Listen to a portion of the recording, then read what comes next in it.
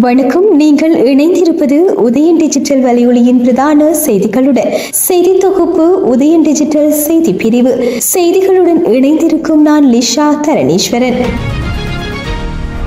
பல கட்சிகளுடன் கூட்டணி அமைத்து வரவிருக்கும் தேர்தலில் போட்டியிடுவது குறித்து மொட்டு தரப்பு பேச்சுவார்த்தை நடாத்தியுள்ளதாக முன்னாள் நாடாளுமன்ற உறுப்பினர் சசீந்திர ராஜபக்ச தெரிவித்துள்ளார். ஸ்ரீலங்கா பொதுஜன பெரமுனவின் அரசியல் குழு நேற்று பிற்பகல் முன்னாள் ஜனாதிபதி மஹிந்த ராஜபக்ச தலைமையில் விஜயராமாவில் உள்ள இல்லத்தில் கூடி எதிர்வரும் தேர்தல்களில் எவ்வாறு போட்டியிடுவது என்பது குறித்து பல சுற்று கலந்துரையாடல்கள் நடைபெற்றது. இது தொடர்பில் கருத்து தெரிவித்த சசீந்திர பல கட்சிகளுடன் கூட்டணி அமைத்து வரவிருக்கும் தேர்தலில் போட்டியிடுவது குறித்து பேச்சுவார்த்தை நடத்தப்பட்டுள்ளதாகவும், ஆனால் இறுதி முடிவு எடுக்கப்படவில்லை எனவும், கட்சியின் எதிர்கால வேலை திட்டம், மறுசீரமைப்பு நடவடிக்கைகள் மற்றும் மே தினம் குறித்து உழைக்கும் மக்களாக மே தினத்தை கொண்டாட முடிவு செய்தோம் மற்றும் ஜோன்ஸ்டன் பெர்னாண்டோ மற்றும் சிபி ரத்நாயக்க ஆகியோர் கட்சி பிரதிநிதிகளிடம் இது குறித்து தெரிவித்ததாகவும் கூறியுள்ளார். மேலும் எதிர்வரும் பிரதேச சபை தேர்தலில் நாங்கள் ஸ்ரீலங்கா பொதுஜன பெரமுனவாக போட்டியிட வேண்டும் என்பதே பெரும்பான்மையானவர்களின் கருத்து என்றும் சுட்டிக்காட்டியுள்ளார். தலாவ பகுதியில் இன்று அதிகாலை 1 மணியளவில் ஜனாதிபதி செயலகத்திற்கு சொந்தமான டிஃபெண்டர் வாகனம் ஒன்று விபத்துக்குள்ளானதில் 4 பேர் படுகாயமடைந்து மருத்துவமனையில் அனுமதிக்கப்பட்டுள்ளதாக தலாவ போலீசார் தெரிவித்தனர். நேற்று ஜாழ்ப்பாணத்தில் நடைபெற்ற நிகழ்வில் கலந்து கொண்டு கொழும்புக்கு திரும்பும் போது இந்த விபத்து நிகழ்ந்துள்ளதாகவும், விபத்தில் காயமடைந்தவர்கள் அவர்களுடன் வந்த மற்றொரு வாகனத்தில் தலாவ மருத்துவமனைக்கு கொண்டு செல்லப்பட்ட பின்னர் மேலதிக சிகிச்சைக்காக அனுராதபுரம் மருத்துவமனைக்கு மாற்றப்பட்டனர். காயமடைந்தவர்களில் இருவரின் நிலைமை மோசமாக உள்ளதால் அவர்கள் தீவிர சிகிச்சை பிரிவில் அனுமதிக்கப்பட்டுள்ளதாகவும், காயமடைந்தவர்களின் சாரதி ஜனாதிபதி செயலகத்தை சேர்ந்தவர் என்றும், மற்றவர்கள் இலங்கை போலீசில் பணிபுரியும் ஜனாதிபதி பாதுகாப்பு பிரிவின் அதிகாரிகள் என்றும் தெரிவிக்கப்பட்டுள்ளது. சாரதிக்கு ஏற்பட்ட நித்திரை காரணமாக விபத்து ஏற்பட்டிருக்கலாம் என்று போலீசார் சந்தேகிக்கின்றனர். விபத்து குறித்து தலாவ போலீசார் மேலதிக விசாரணைகளை ஆரம்பித்துள்ளனர்.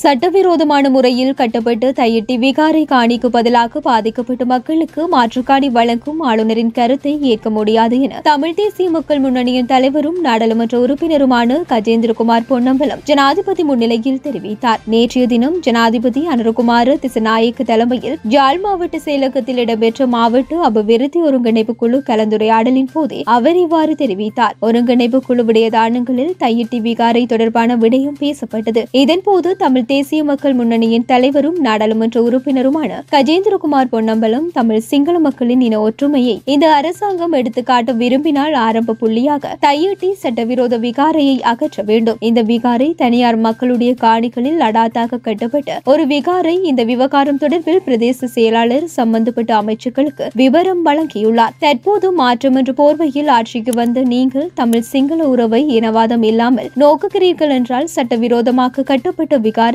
அகற்றுங்கள் என்றார். இதன்போது கருத்து தெரிவித்த ஜனாதிபதி அது தொடர்பில் ஆராய்வோம் என கூறிய நிலையில் வடமாகாண ஆளுநர் நாகலிங்கம் வேதநாயகன் குறித்த விகாரை அமைந்துள்ள காணிகளின் சொந்தக்காரர்களுடன் கலந்துரையாடி வருகின்றோம். அவர்கள் மாற்று காணியை வாங்குவதற்கு சம்மதம் தெரிவித்துள்ள நிலையில் அது தொடர்பில் எடுக்கப்பட வேண்டிய நடவடிக்கைகள் தொடர்பில் ஆராய்ந்து வருகின்றோம் என்றார். இதன்போது குறுக்கிட்ட நாடாளுமன்ற உறுப்பினர் கஜேந்திரகுமார் பொன்னம்பலம் வேண்டுமென்றே தனியார் காணிகளில் விகாரையை கட்டிவிட்டு மக்களுக்கு மாற்று காணியை வழங்குவதாக கூறுவதை ஏற்க முடியாது. மக்களும் அதனை எதிர்பார்க்கவில்லை. நாங்கள் மக்களுடன் போராடி வருகின்றோம். மக்கள் அவ்வாறு காணியை கேட்கவில்லை. ஆளுநரின் கருத்தை ஏற்க முடியாது என்றார்.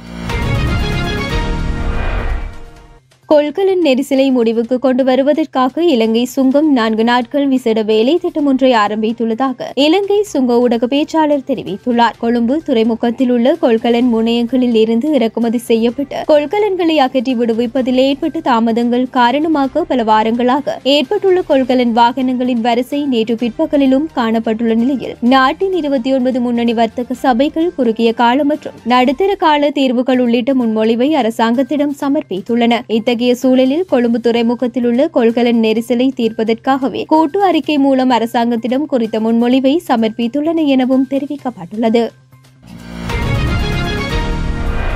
கடந்த அரசாங்கங்களின் காலத்தில் நடைபெற்ற மோசடி சட்டவிரோத சொத்து குவிப்பு விடயங்களுடன் தொடர்புடைய 11 வழக்குகள் தற்போதைக்கு தூசு தட்டப்பட்டுள்ளதாக அறிய கிடைத்துள்ளது. முன்பு நடைபெற்ற ஊழல் மோசடி மற்றும் சட்டவிரோத சொத்து குவிப்பு விடயங்கள் தொடர்பில் வழக்குகள் பதியப்பட்டு பின்னர் விசாரணைகள் நிறுத்தி வைக்கப்பட்டிருந்த 11 வழக்குகளையே மீண்டும் முன்னெடுக்க தீர்மானிக்கப்பட்டுள்ளதாகவும் அதன் பிரகாரம் 4 வழக்குகளின் விசாரணைகளை நிறைவு செய்துள்ள குற்றப்புலனாய்வு பிரிவு போலீசார் சட்டமா அதிபரின் ஆலோசனைக்காக அவற்றை அனுப்பி வைத்துள்ளதுடன் 4 வழக்குகள் தொடர்பான கோப்புகள் லஞ்சம் மற்றும் ஊழல் ஒழிப்பு ஆணைக்குழுவுக்கு அனுப்பி வைக்கப்பட்டுள்ளன. ஏனைய 3 வழக்குகள் தொடர்பிலும் துரிதமான விசாரணைகள் முன்னெடுக்கப்பட்டுள்ளதாகவும் இவ்வழக்குகள் தொடர்பில் முன்னைய அரசின் 5க்கும் மேற்பட்ட முன்னாள் அமைச்சர்கள் கைது செய்யப்படலாம் என்றும் தெரிய வந்துள்ளது. இந்த நிலையில் நிலுவையில் உள்ள நில வழக்குகளை விரைந்து தீர்ப்பதற்கான புதிய திட்டத்தை தொடங்க நீதி மற்றும் தேசிய ஒருமைப்பாடு அமைச்சகம் முடிவு செய்துள்ளது. மாவட்ட நீதிமன்றங்களில் 33,000க்கும் அதிகமான காணி வழக்குகள் இருப்பதாக அமைச்சரின் சட்டத்தரணி கர்சன நாணயக்காரர் தெரிவித்துள்ளதுடன் பல தரப்பினரின் பங்கேற்புடன் இது தொடர்பில் ஆராய குழு ஒன்று நியமிக்கப்படும் எனவும் அமைச்சர் தெரிவித்தார்.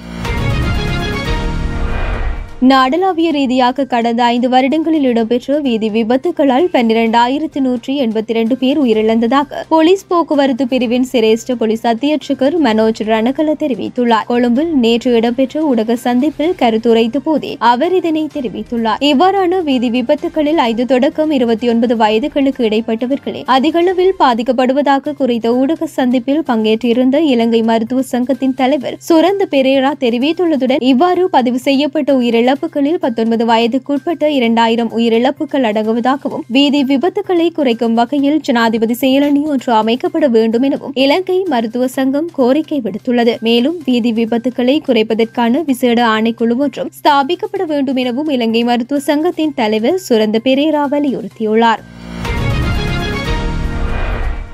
உத்தரப்பிரதேச மாநிலம் காசியாபாத் அருகே இன்று அதிகாலை கேஸ் சிலிண்டர்களை ஏற்றி சென்ற லொரி கோபுரா சவுக் அருகே வெடித்து பயங்கர விபத்து ஏற்பட்டுள்ளது. சிலிண்டர்கள் வெடித்து சிதறும் சத்தத்தை கேட்டு பீதி அடைந்த பொதுமக்கள் வீடுகளை விட்டு வெளியேறி சாலையில் தஞ்சம் அடைந்துள்ளதாகவும் லொரியில் 100க்கும் மேற்பட்ட சிலிண்டர்கள் இருந்திருக்கலாம் என்றும் தீ விபத்துக்கான காரணம் இன்னும் கண்டறியப்படவில்லை என்பதுடன் சிலிண்டர்கள் தொடர்ந்து வெடித்து சிதறுவதால் தீயணைப்பு படையினரால் சம்பவ இடத்தை நெருங்க முடியவில்லை எனவும் பின்னராக சம்பவ இடத்தை நெருங்கிய தீயணைப்பு படையினர் தீயை அணைத்ததுடன் உயிரிழப்பு தொடர்பில் எதுவித தகவலும் வெளியாகவில்லை எனவும் தெரிவிக்கப்பட்டுள்ளது.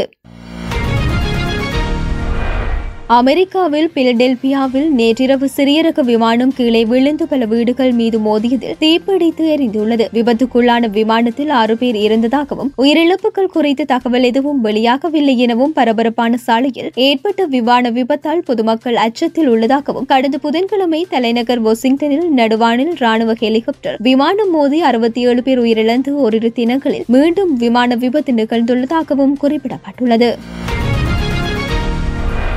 சுற்றுலா ஆஸ்திரேலிய அணிக்கும் இலங்கை அணிக்கும் இடையிலான முதலாவது டெஸ்ட் போட்டியின் 4வது நாள் ஆட்டம் தற்சமயம் இடம்பெற்று வருகின்றது. போட்டியில் தமது முதலாவது இன்னிங்ஸில் துடுப்படுத்த ஆடிய இலங்கை அணி சகல விக்கெட்டுகளையும் இழந்து 165 ஓட்டங்களை மாத்திரமே பெற்றது. இலங்கை அணி சார்பில் தினேஷ் சந்திமல் அதிகபட்சமாக 72 ஓட்டங்களை பெற்ற நிலையில் ஏனைய அனைத்து வீரர்களும் குறைந்த ஓட்டங்களுக்கு ஆட்டம் இழந்தனர். பந்து வீச்சில் ஆஸ்திரேலிய அணி சார்பில் மேத்யூ குனேமேன் 5 விக்கெட்டுகளையும் நாதன் லியோன் 3 விக்கெட்டுகளையும் மிட்செல் ஸ்டார்க் 2 விக்கெட்டுகளையும் வீழ்த்தினர். முன்னதாக தமது முதலாவது இன்னிங்ஸில் துடுப்படுத்த ஆடிய ஆஸ்திரேலிய அணி 6 விக்கெட்டுகளை இழந்து 654 ஓட்டங்களை பெற்ற நிலையில் ஆட்டத்தை இடைநிறுத்தியது. இதன்படி இலங்கை அணி தற்போது பலோவன் முறைப்படி தமது 2வது இன்னிங்ஸில் துடுப்பாடி வருகின்றது.